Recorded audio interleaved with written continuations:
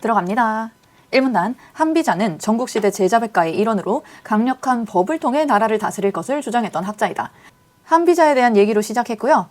일단 이 한비자는 강력한 법을 강조했다라고 적혀 있는 거 체크하셔야 되겠죠?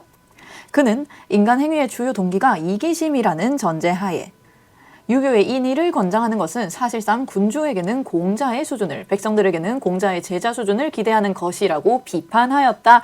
앞에 나와 있는 유교의 인의를 권장한다는 것을 비판하였다라고 적혀 있는 거네요. 유교의 인의 사상에 대해서 반대하는 사상을 가지고 있는 사람이구나.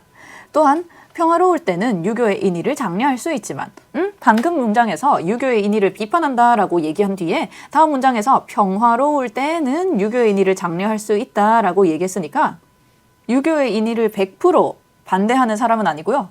다만 평화로울 때 한정적으로만 실현 가능하다 해서 일부분만 수용하고 있다 정도로 생각하시면 되겠죠. 평화로울 때는 유교의 인의를 장려할 수 있겠지만 국가가 위험에 빠진 상황에서는 강력한 법을 마련하여 악행을 처벌함으로써 국가 질서를 바로잡아야 한다고 주장하였다. 첫 번째 줄에 나왔던 강력한 법이란 건 국가가 위험에 빠진 상황에서 특히 요긴하게 사용되겠네요. 한비자는 부국강병을 목표로 법치를 실현하는 것이 여러 나라들이 패권을 다투던 혼란기에 맞는 현실적인 통치 방법이라고 생각한 것이다. 여러 나라들이 패권을 다투던 혼란기가 각 국가가 위험에 빠진 상태이기 때문에 강력한 법을 기반으로 한 법치를 실현하는 것을 강조한 게 한비자 되겠습니다. 2문단 이러한 한비자의 통치론이 구체화된 책이 한비자이다. 이 책에서 한비자는 노자의 도덕경을 자주 인용하고 있다. 노자는 세계를 근원적으로 포괄하는 자연 질서이자 만물의 근원인 도에 따라 사는 것을 바람직한 삶이라고 여기고 통치자는 백성들이 자발적으로 여러 가지 일들을 하게 이끌 수 있어야 한다고 하였다. 여기까지는 노자가 주장한 거고요. 한비자는 지금부터 한비자니까 주체 구분 잘 해주셔야 돼요. 한비자는 이러한 노자의 사상을 근거로 하여 자신의 통치론을 펼쳤다. 한비자는 누구나 부, 고귀함, 장수 등을 원하지만 현실에서는 빈곤, 비천함, 멸망 등을 피하기 어려우므로 미혹함에 빠지지 말고 노자의 도에서 벗어나지 말 것을 강조하였다. 또한 그는 인간은 이타심도 가지고 있어 전적으로 사악한 존재는 아니지만 이기적으로 행동할 수밖에 없는 존재라고 하였다. 마찬가지 지금 우리가 읽고 있는 건 한비자의 여러 가지 이론들인데요. 그 중에 첫 번째가 현실적으로 비천함, 멸망 같은 부정적인 거에서 피할 수가 없기 때문에 노자의 도, 앞에서 얘기했던 세계를 근원적으로 포괄하는 자연질서, 만물의 근원이 되는 그 도에서 벗어나지 말 것을 강조를 했고, 그리고 이어지는 두 번째 내용이 인간의 본성에 대한 내용이었죠. 인간 자체가 이타심도 가지고 있다 하는 거 체크해 주셔야 돼요. 이타심도 분명히 있기는 있다. 그래서 전적으로 사악한 존재는 아니기는 하지만 여전히 이기적으로 행동할 수밖에 없는 존재가 인간이라고 하더라. 인간이 본능적으로 100% 이기적이어서 이기적으로 행동하는 게 아니고요. 이타심도 있지만 실제로는 이기적으로 행동할 수밖에 없다.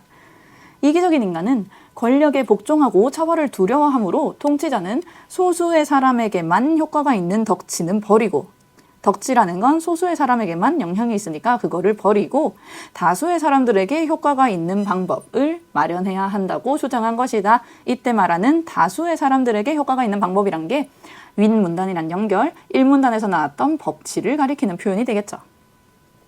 한비자는 육아에 대한 자신의 비판이 작은 국가를 유지하라고 강조한 노자의 생각과 상통하는 면이 있다고도 하였는데 체크해 주셔야 되겠네요. 작은 국가를 유지해야 한다라고 주장한 건 노자고요. 다만 한비자도 노자의 주장을 긍정적으로 수용했다는 얘기가 되는 거죠.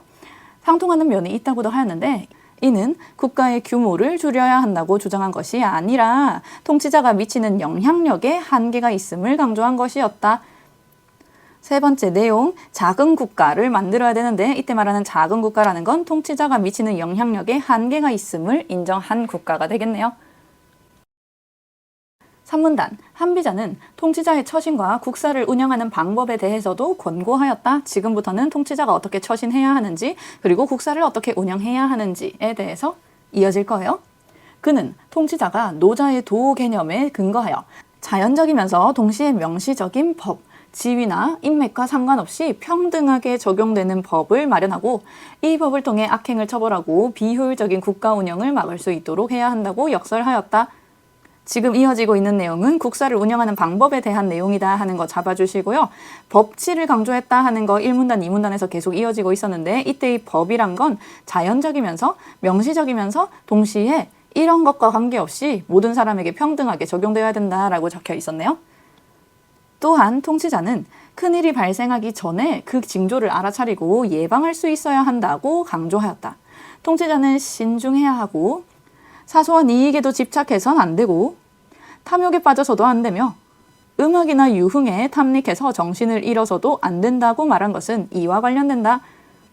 그러면 이러한 징조를 알아차리고 예방할 수 있어야 한다 하는 게 결과적으로는 통치자의 처신과 연결되는 내용이 되겠네요. 미리 알아차리고 예방을 하기 위해서는 이런 식으로 통치자가 신중하게 처신할 필요가 있다. 4문단 한비자는 통치자가 갖추어야 할 중요한 도로서 노자가 제시한 허정을 강조하였다. 지금부터는 허정에 대한 설명. 이때의 허정은 통치자가 갖추어야 할 중요한 도를 가리키는 말이에요. 이것도 마찬가지 노자가 먼저 제시한 것을 한비자가 그대로 수용을 했다. 노자는 도덕경에서 허를 극치에 이르게 하고 정을 독실히 지키라고 하였는데 한비자는 이를 통치 철학에 적용하여 통치자가 마음을 텅 비우면 고독한 지위에서도 실제의 정황들을 알 수 있고 그리고 통치자가 자신이 바라는 것을 밖으로 드러내지 않으면 신하와 백성들이 두려움을 느껴 자발적으로 직분을 수행하게 된다고 하였다. 노자가 제시한 허정, 허와 정을 구별해서 얘기해 준 것을 한비자가 이것을 통치 철학에 그대로 적용해서 이러이러한 문장으로 서술이 되어 있었으니까요. 뒤에 적혀 있는 이 내용들도 두 가지로 구분해서 하나는 허고 하나는 정이겠거니라고 추론해 주셔야 되고요. 앞에 나왔던 통치자가 마음을 텅 비운다가 허에 해당하는 내용일 거고 뒤에 나온 통치자가 자신이 바라는 것을 밖으로 드러내지 않는다가 정에 해당하겠구나 라고 생각하실 수 있겠네요. 또한 한비자는 통치자가 신하에게 상벌의 집행 권한을 부여해서는 안 되고 직무의 범위를 엄격히 규정하라고도 강조하였다. 또 한으로 연결됐으니까 마찬가지 4문단에서 지금 두 번째 내용이 이어지고 있다라고 구별해 주셔야 돼요. 첫 번째가 허정과 관련된 내용이었고요. 두 번째가 신하에게 상벌의 집행 권한을 부여하지 말라는 것. 한비자의 이러한 통치로는 법가 사상이라는 이름으로 절대적 권력을 쥐고자 했던 군주에게 채택되어 중앙 집권적 제국을 이루는 사상적 바탕이 되었다. 한비자의 사상이 역사적으로 어떤 영향을 미쳤는지에 대해 언급하면서 가지문 마무리되었어요. 나의 1문단, 마키아벨리는 군주론이라는 책으로 잘 알려진 정치 사상가이다. 군주론에 드러난 마키아벨리의 통치론은 국가의 유지와 발전을 위해서는 어떠한 수단과 방법도 허용할 수 있다. 는 국가지상주의, 좀 부정적인 맥락이라서 세모해 놓을게요. 국가지상주의적 정치 철학으로 이해되어 혹평의 대상이 되는 경우가 많다. 그러나 그의 통치론을 중세시대 이후에 15세기 르네상스의 영향 하에서 인간 중심적 시각을 담은 정치 철학으로 평가하는 시각도 있다. 마키아벨리의 군주론에 대해서 혹평하는 사람들도 있지만 인간 중심적인 시각을 담은 것으로 해석하는 시각도 있다. 두 가지 대조적인 시각 제시된 거고요. 이어지는 문장에 의하면 군주론에 신을 대체할 수 있는 인간의 실천 능력에 대한 믿음이 담겨 있다고 보는 것이다. 인간의 실천 능력에 대한 믿음이 들어있다는 점에서 인간 중심적인 사상이다라고 평가를 한다는 내용이네요. 이 문단, 마키아벨리는 군주를 모든 능력과 가치를 소유한 최고의 존재인 신을 대리하는 인간으로 규정하였다. 군주는 신을 대리하여 현실 세계에서 실제로 행위하는 존재이며 세계의 근원이자 질서와 평화, 도덕의 현실적 원천이라는 것이다. 군주에게 이러이러한 가치를 부여했다 하는 거 가볍게 잡아주시면 되겠네요. 군주가 곧 세계의 근원이고요. 질서와 평화, 도덕의 현실적인 원천이 된다. 마키아벨리에게 있어 군주의 역량이란 신에 의해 부여된 비범한 것으로서 계속해서 신의 대리자로서의 군주를 강조하고 있어요. 신에 의해 부여된 비범한 것으로서 마음대로 개조할 수는 없는 것이며 군주는 오직 운명과만 대립적 관계에 있기 때문에 자신의 역량으로 운명의 힘과 대결하여 국가의 유지와 존속을 위해 문화적 질서를 고안하는 역할을 맡는다. 운명과 대립한다는 게 무슨 말인가 했더니 자신의 역량 앞에서 신에 의해 부여됐던 그 힘을 사용해서 운명과 대립을 해서 국가를 유지시키는 것을 군주의 주된 역할로 지정한 거예요. 군주가 어떤 전략이 국가의 이익에 기여할 것인지 잘 예측하면 운명을 극복할 수 있고, 그렇지 않으면 운명에 굴복하게 되므로 군주는 시대 상황에 적합하게 대처할 수 있어야 한다는 것이다. 역량을 잘 발휘해서 어떤 전략이 국가의 이익에 부합하는지 잘 예측해야 된다라고 이어지는 내용이었네요. 3문단, 마키아벨리는 인간 본성에 대한 고찰을 통해 군주에게 필요한 자세에 대해서도 강조하였다. 지금부터는 인간의 본성과 관련해서 군주가 어떤 자세를 갖춰야 되는지 내용이 이어질 거예요. 그는 인간은 누구나 자신을 위하고자 하는 욕구를 지니고 있다고 말하면서 정치에서 통치자의 유덕함으로 인해 발생한 비참한 역사적 사건들을 통해 인간 본성이 어떠한지는 이미 증명된 것이라고 주장하였다. 오히려 통치자가 덕이 있으면 이로 인해서 비참한 역사적 사실들이 생긴다고 하더라. 그러면 마키아벨리 입장에서는 통치자가 덕을 가지고 있다는 건 부정적인 현상이 되겠네요. 그렇다고 해서 군주가 통치자로서의 미덕을 멀리하면 안 되겠지만, 계속해서 제약 조건인 거예요. 미덕을 멀리하면 안 되지만 세상은 미덕을 소유하지 않은 악한 사람들로 가득 차 있기 때문에 군주는 유덕한 태도를 취할 것이 아니라 정치 질서를 보존할 수 있는 확실한 방법을 마련해야 한다는 것이다. 그 방법 중 하나가 강력한 법을 제정하는 것인데, 마키아벨리는 군주에 의해 제정된 법은 군주가 신을 대리한다는 것만으로도 언제나 정당화될 수 있다고 하였다. 지금 우리는 군주에게 필요한 자세에 대해서 읽고 있었고요. 인간 본성이 누구나 자신을 위하고자 하는 욕구를 지니고 있기 때문에 통치자가 그저 유덕한 태도를 취하는 게 중요한 게 아니고 군주에게 필요한 자세는 강력한 법을 제정하는 것이다 라고 이어지고 있는 거네요.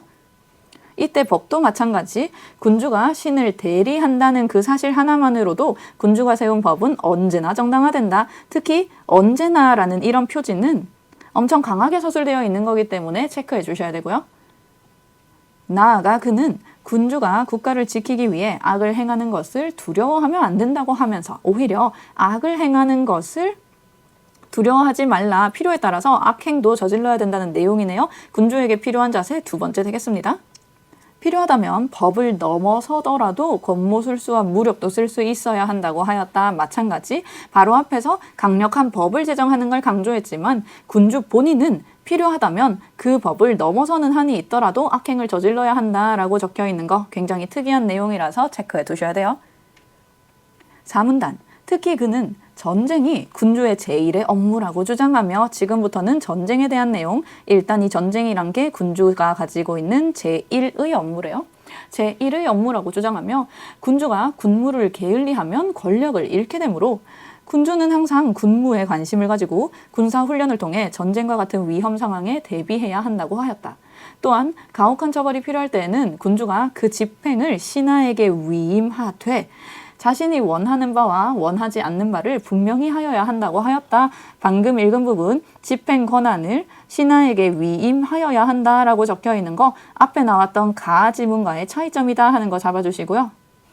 군주에게 조언하는 신하들 역시 자신들의 이해관계를 우선시하기 때문에 군주의 뜻과 일치하지 않는 신하의 조언은 강력하게 저지해야 한다고도 충고하였다.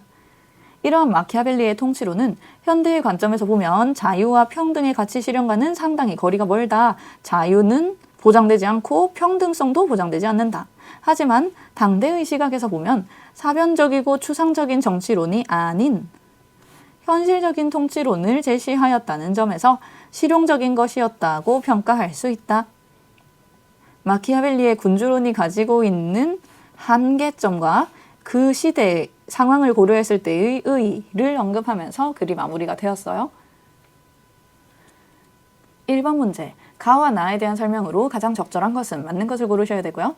1번, 가는 나와 달리 특정 학자의 저서가 지니는 학문적 가치를 설명하고 이 저서에 언급된 학자들의 이론을 열거하고 있다. 특정 학자의 저서에 대한 언급은 있었지만 그 저서가 지닌 학문적 가치 설명하지 않았고요. 그 저서에 언급된 학자들의 이론 열거한 적도 없고요. 2번, 나는 가와 달리 특정 학자들의 통치론을 옹호하는 입장을 제시하고 그 입장을 반박하는 학자의 주장에 대해 소개하고 있다.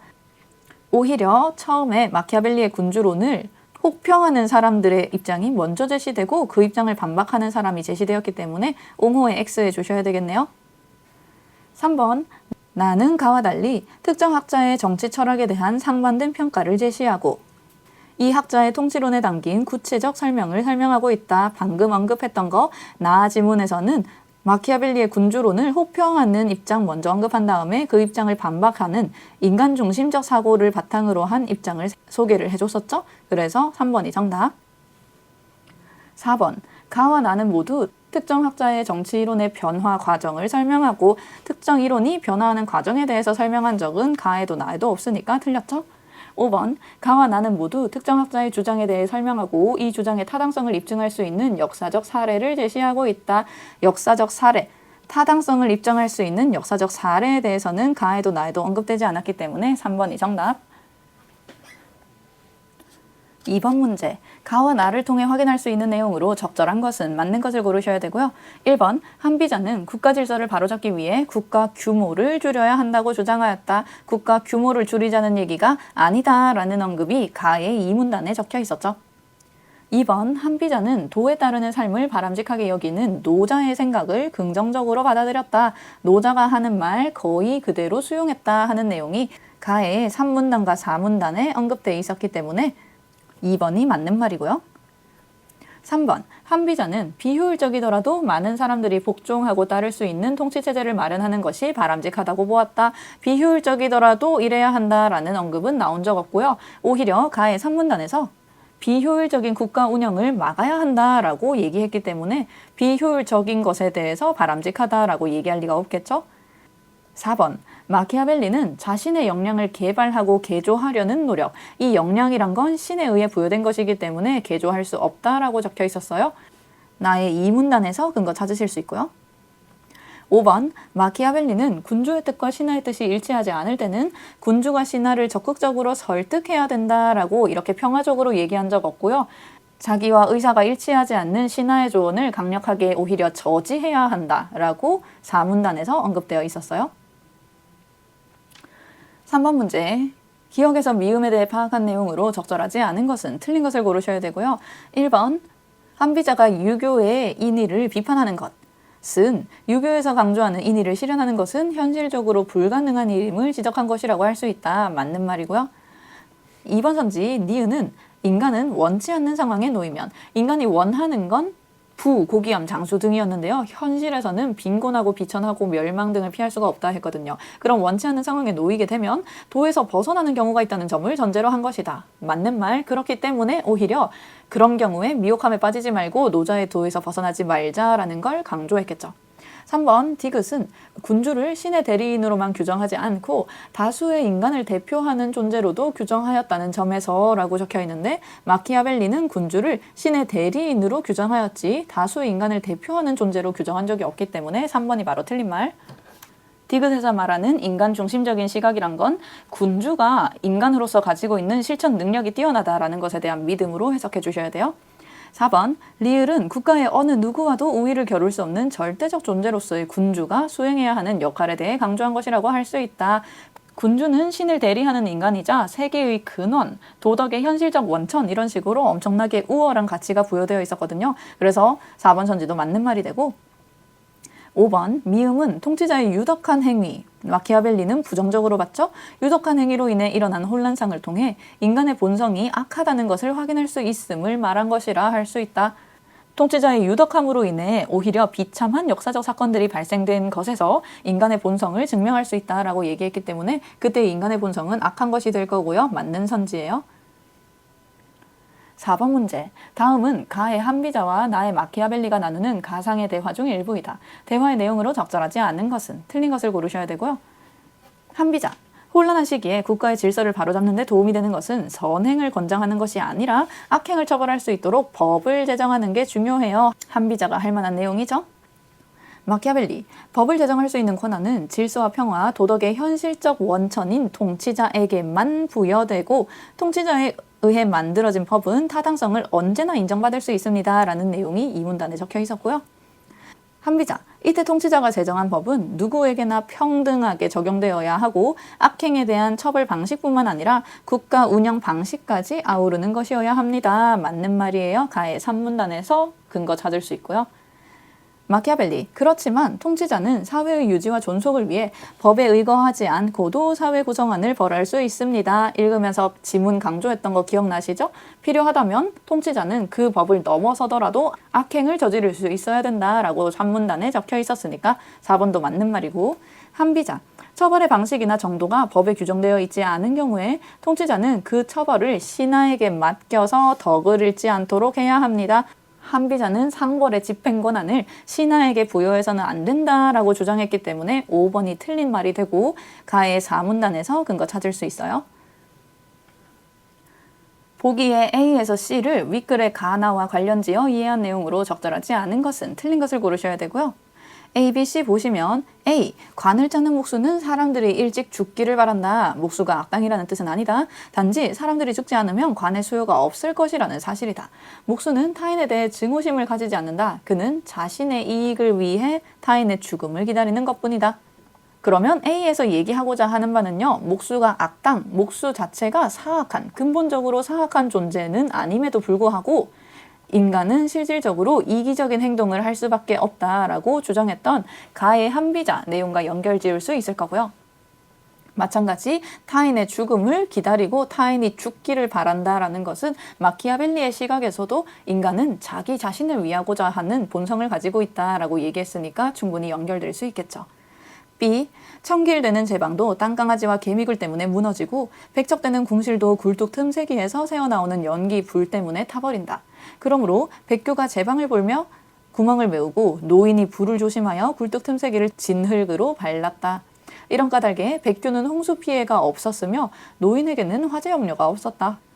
땅강아지와 개미 굴 이런 구멍들이나 굴뚝 틈새기, 말 그대로 굴뚝에 어떠한 미묘한 틈이 있었으면 큰 문제가 생겼을 텐데요. 백교와 노인이 미리 사전에 구멍을 메웠더니 이러한 문제가 발생하지 않았다라는 맥락인 거죠. 그러면 이것은 사전 예방을 강조했던 지문의 내용과 연결지을 수 있겠어요? C. 수레바퀴에 30개의 바퀴살들이 바퀴 중심에 있는 하나의 바퀴통에 연결되어 있다. 이 바퀴통은 텅 비어 있어 여기에 축을 꽂으면 수레바퀴가 돌아가고 수레가 움직인다. 4개의 수레바퀴 가운데에 있는 텅 빈 공간은 바로 수레를 움직이게 하는 효용의 근원이다. 중간에 있는 텅 빈 공간을 강조하고 있다라는 거 체크해 주시고요. 중간에 있는 이 빈 공간 때문에 4개의 수레바퀴가 각각의 역할을 수행할 수 있게 된다라고 적혀 있는 거, 가에 있었던 허정 개념과 연관짓게 될 거예요.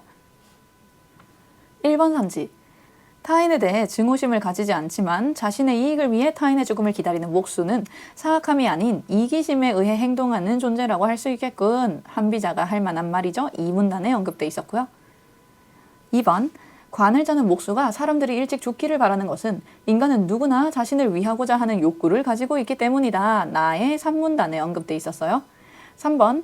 구멍을 메워야 홍수를 막을 수 있고 틈새기를 막아야 화재를 막을 수 있다는 것은 큰일을 예방하기 위해 통치자가 신중하게 국가의 일을 살펴야 한다고 보는 시각과 관련된다고 할 수 있겠군. 관련 지을 수 있을 거고요. 3문단에 관련 내용 언급됐었고요.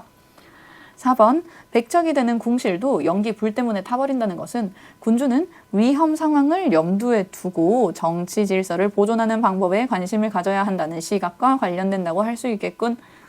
위험 상황과 관련된 내용은 4문단에 언급돼 있었고요. 보기에 적혀 있던 불 때문에 타버리는 상황도 위험 상황에 해당하기 때문에 위험 상황을 염두에 둬야 한다라고 적혀 있던 거 그대로 연결 지을 수 있어요.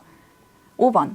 바퀴살들이 연결되어 있는 하나의 바퀴통이 텅 비어 있어 수레바퀴가 돌아가고 수레가 움직인다는 것은 통치자가 자신의 뜻을 확고히 드러내는 다양한 법을 시행해야만 국가가 안정적으로 유지될 수 있음을 의미하는 것이라고 볼 수 있겠군. 이라고 적혀 있는데, 가 지문의 허정에 의하면 통치자 본인은 마음을 비우고 자신이 바라는 것을 밖으로 드러내지 않아야 신하들이 자발적으로 직분을 수행한다라고 적혀 있었거든요. 그래서 자신의 뜻을 확고히 드러내야 한다라고 적혀 있으면 틀린 선지가 되고요.